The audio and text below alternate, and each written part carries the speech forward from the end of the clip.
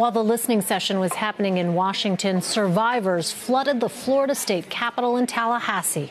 They called for action in the form of gun safety legislation.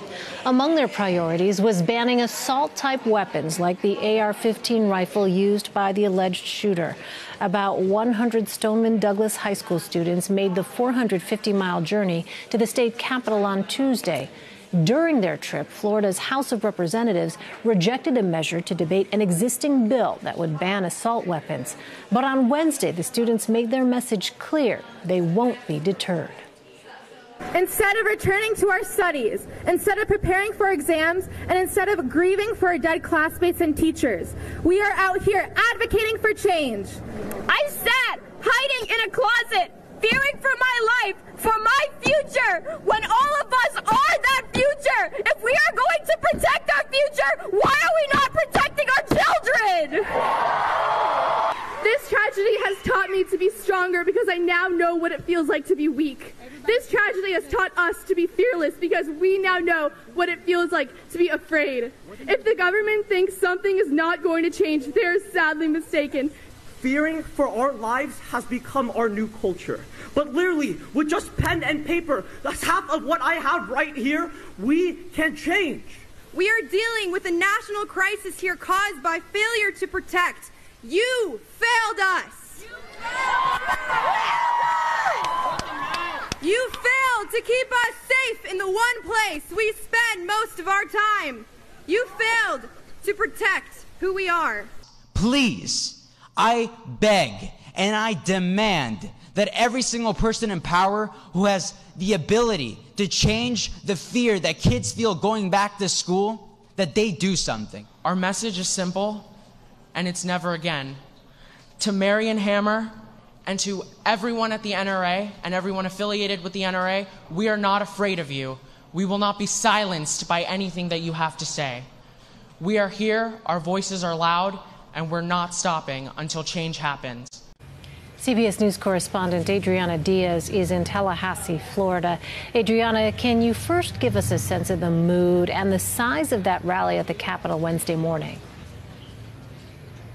Elaine, the energy here today was palpable. There were students all throughout the state capitol building and outside. So lawmakers were really being targeted from every angle. Outdoors, there were thousands of people rallying, supporting the students that were indoors, who are the survivors of the shooting, meeting one-on-one, face-to-face in small groups with these lawmakers.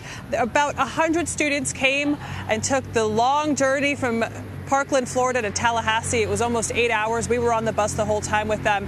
And they split up into smaller groups of 10. That way, when they met with lawmakers, each voice could be heard. And what was the format, Adriana, of those meetings that the students had at the Capitol, and what was the message they tried to convey? It was extremely organized, and this is something where the students really took the lead.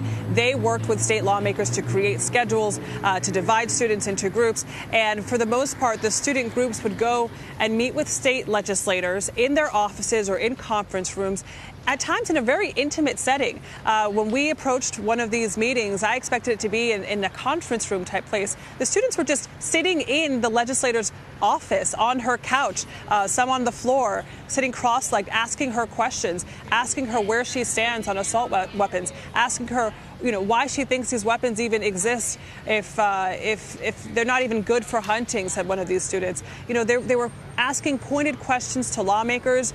From what I saw, and we were sitting in maybe 3 or 4 meetings, the lawmakers were really listening to them, supportive of them, at times not directly answering their questions, but when they agreed with the students, they agreed. For example, in one of the meetings with a Republican state senator, the topic of mental health checks within background checks came up, and she agreed that, no one with a mental health history should be able to acquire a gun. I think a lot of people would agree with that.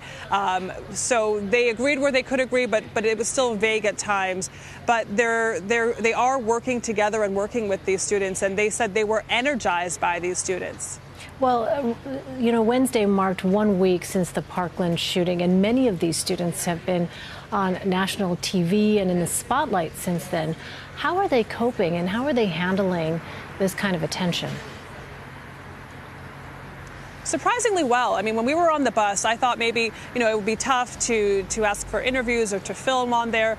They really were unfazed by us, and maybe this is just a result of their generation, but they are willing to participate, and they want to have this platform, and from what I gather, they feel a responsibility to even have this platform because they want to make sure their message gets heard. They understand that the fact that the media is paying attention to them and that lawmakers are paying attention to them means that they can have a broad impact potentially. So they are taking that seriously. I mean, there are always moments where teens will be teens, and we've seen that here. But these kids are really, they have to grow up really quickly, Elaine.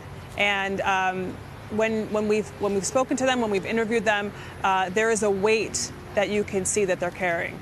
And finally, Adriana, what is next for these students when they leave Tallahassee? Well, they're boarding buses tonight. It's going to be a long drive back. And they said they should be back around 3 a.m. in the morning. Once they're back home, the school remains closed for the rest of the week. Teachers will be allowed to go back on Friday. Sunday will be kind of an open house day at the school. So if students want to go with their parents, they can do that, just to familiarize themselves, just to see what it's like to be back in the building and be able to go with whoever it is they want to go with to feel most comfortable. Tuesday will be the first real day of classes, but it'll be a short schedule.